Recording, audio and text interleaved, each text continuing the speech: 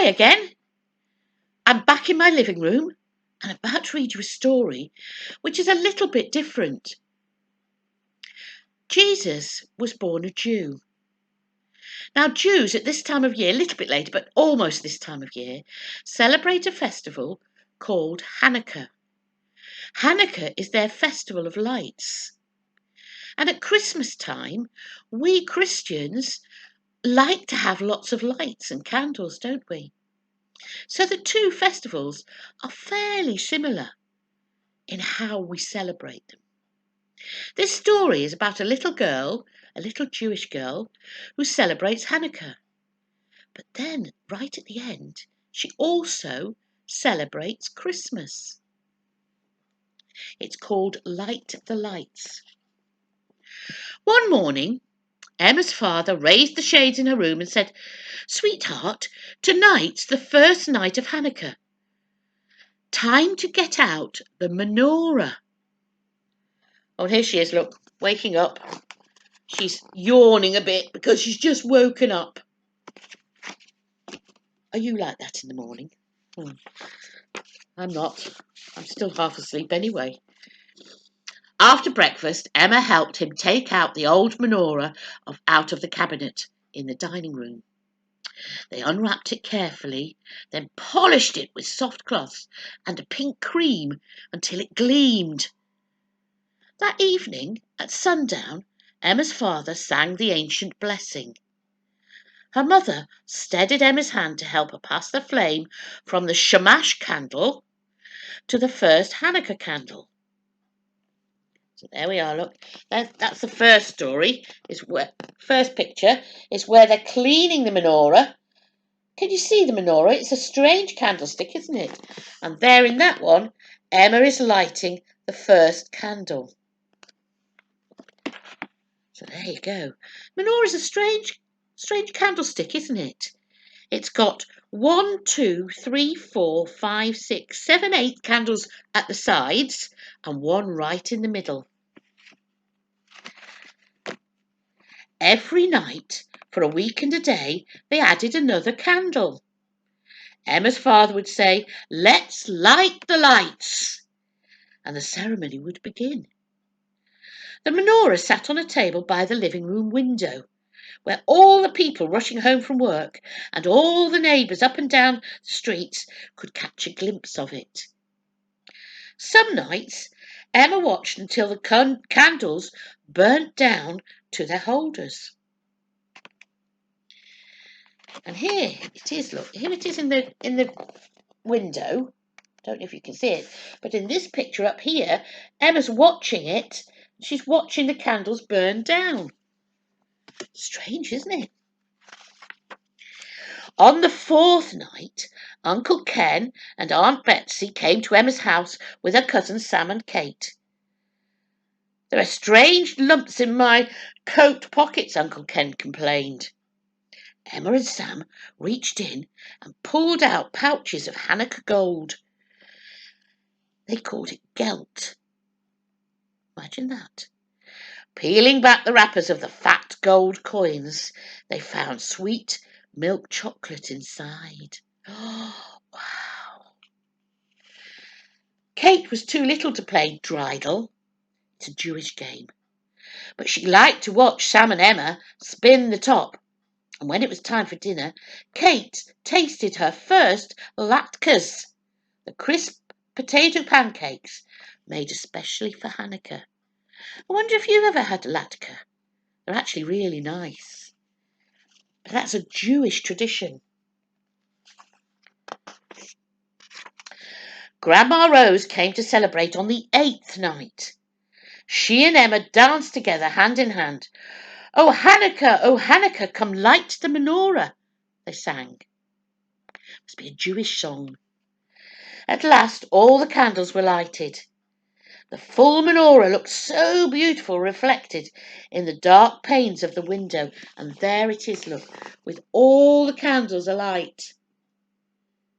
And on the other page, you can see Grandma dancing with Emma. What fun. I wonder if your grandma's danced with you. Then one day, Emma's mother pulled down boxes of Christmas ornaments from the top shelf of the closet. "Well, Pumpkin, shall we pick out the Christmas tree this morning?" she asked. Well, we're going to pick out a Christmas tree. So there they are, and they're going shopping to choose a Christmas tree. Last year, Emma had picked a short, fat, bushy one. This year, she chose a tall one with a branch at the top, with a skinny and straight, just right for the ornament Emma liked best, the fragile glass star.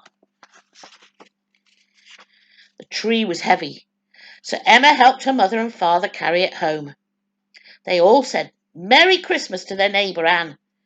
Her dog Fluffy was wearing a new red jacket. "He opened his present early," Anne said. After lunch, Emma's friends Natalie and Patrick came over to help trim the tree. Emma's mother set out cups of hot chocolate, sugar cookies shaped like gingerbread men, and trees and reindeer, and little white powdery balls with nuts inside.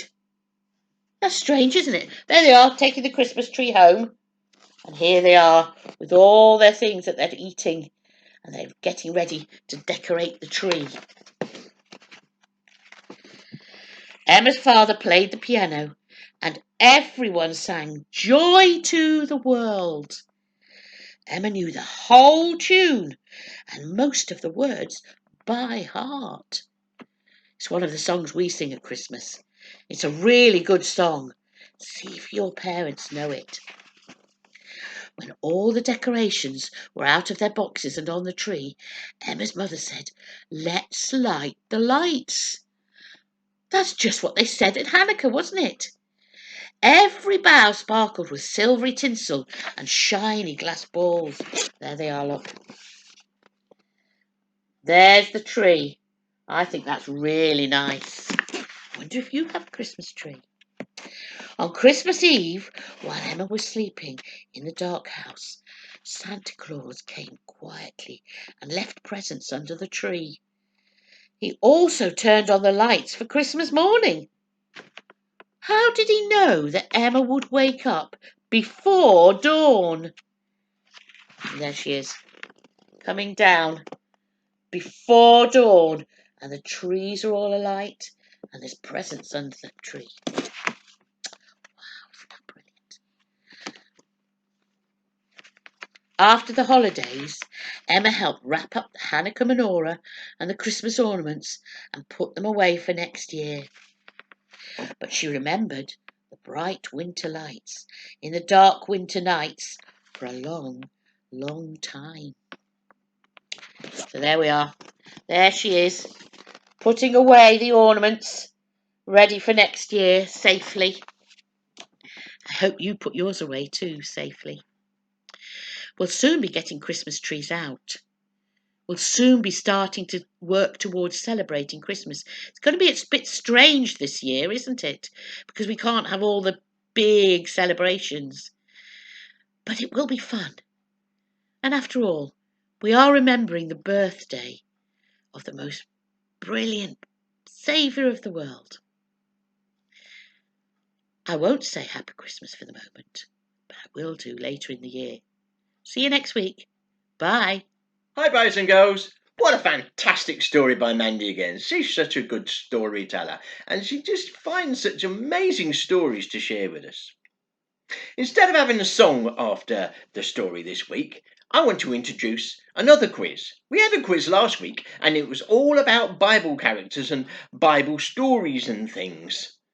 And some of you did very well from what I hear.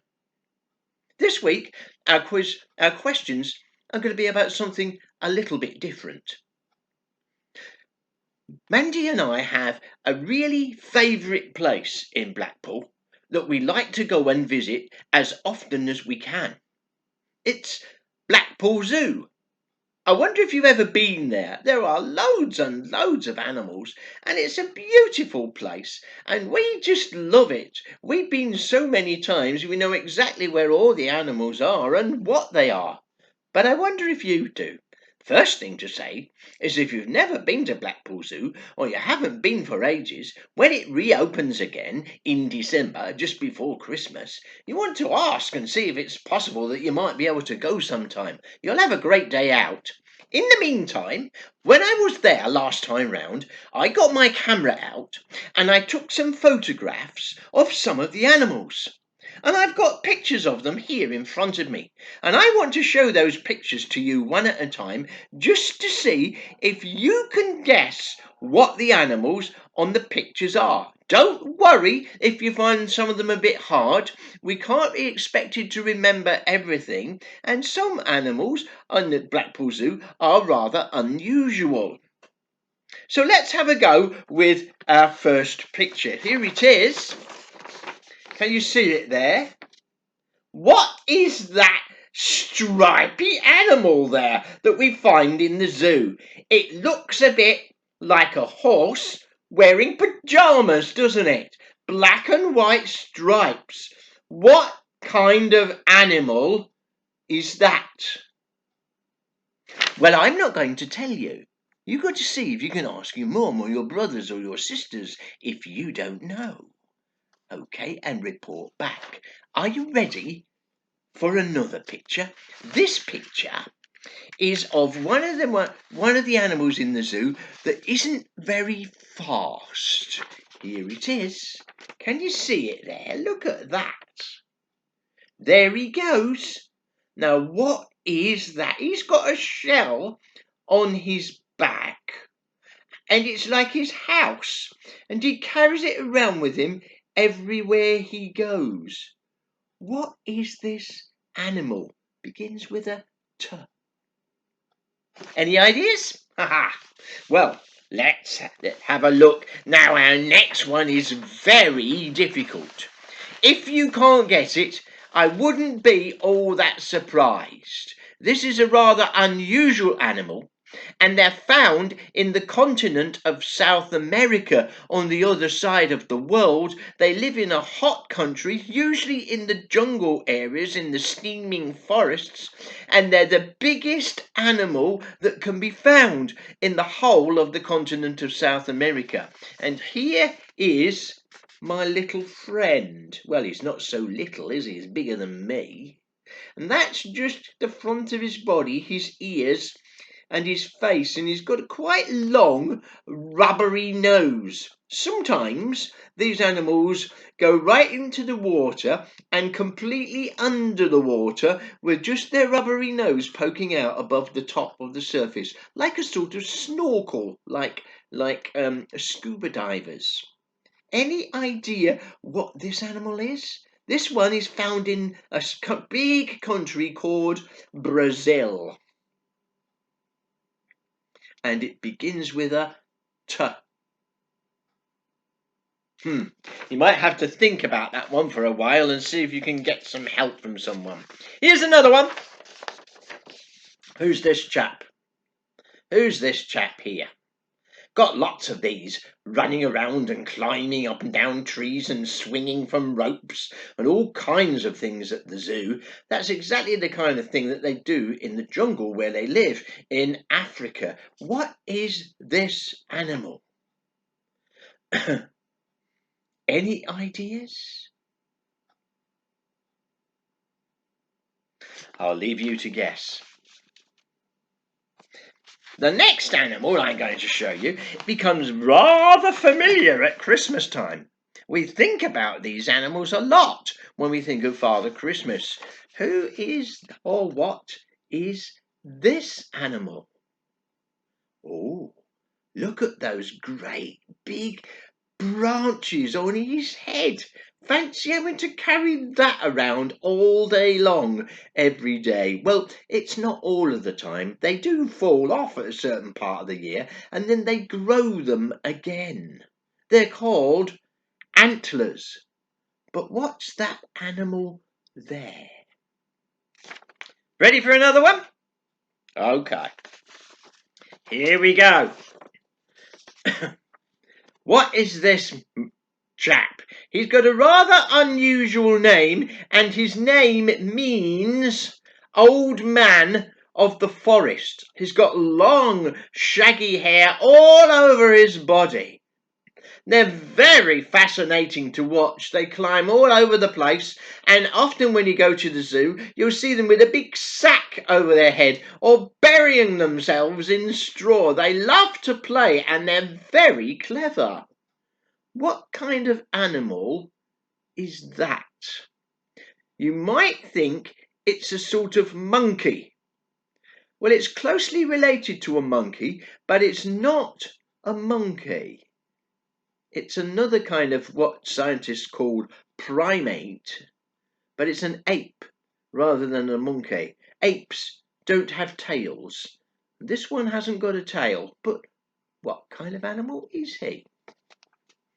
You ready for another one? I think you might know this one. These are everybody's favourite these days, and they're always running around, and sometimes you see one of them standing up on his hind legs, looking around like a kind of sentry, keeping guard, warning everybody else if there's any danger nearby. Can you see this chap? Sometimes you see them in adverts, don't you? With Sergey, he's my favourite, and Alexander and Olaf and Oleg and others. Do you know what kind of animal that is? I don't know why Sergey and Alexander have Russian accents, because they don't come from Russia. They're found in Africa. What kind of animal is this one? Are you ready for another? Here it comes. Look at that strange animal. I don't mean the person in the cap walking by in the back there, but I mean this woolly animal. This lives in the mountains in Peru and in South America, in some very mountainous, cold areas. That's why it has big, shaggy fur. What kind of animal is it? It's related to a camel, but as you can see, these don't have humps. What kind of animal is this? It begins with a L. And here's another one. Just to make it a bit harder, I haven't shown you a picture of all of this animal, only the front part. His head and his front legs, which are quite short, but his back legs are huge. I'll give you a clue. You find them in Australia and they bounce around a lot. What is this animal? Any idea? And the last one, again, is a rather unusual animal. Not one you see very often and not very often seen in zoos. Look at this chap here. Doesn't he look a bit strange? Look at that long nose. His nose is so long, it's longer than mine. I'm not having that. Nobody's got a longer nose than me. I'm proud of my very long nose. Well, actually, I wouldn't want to have a nose that long. But he needs that nose, and inside that nose and that long mouth underneath is a huge, long tongue. And he uses the nose to furrow around under the soil and in the ground and under the dust, and his long tongue zips out and licks up all the food that he likes to eat. What is it that he eats? That gives a clue to his name, actually. See if you can guess who that is. And that's all the animals and all the quiz questions that I've got for this week. We'll be back again next week with another story from Mandy, and we'll see what's going on after the story's finished. Bye for now, and have a fantastic week.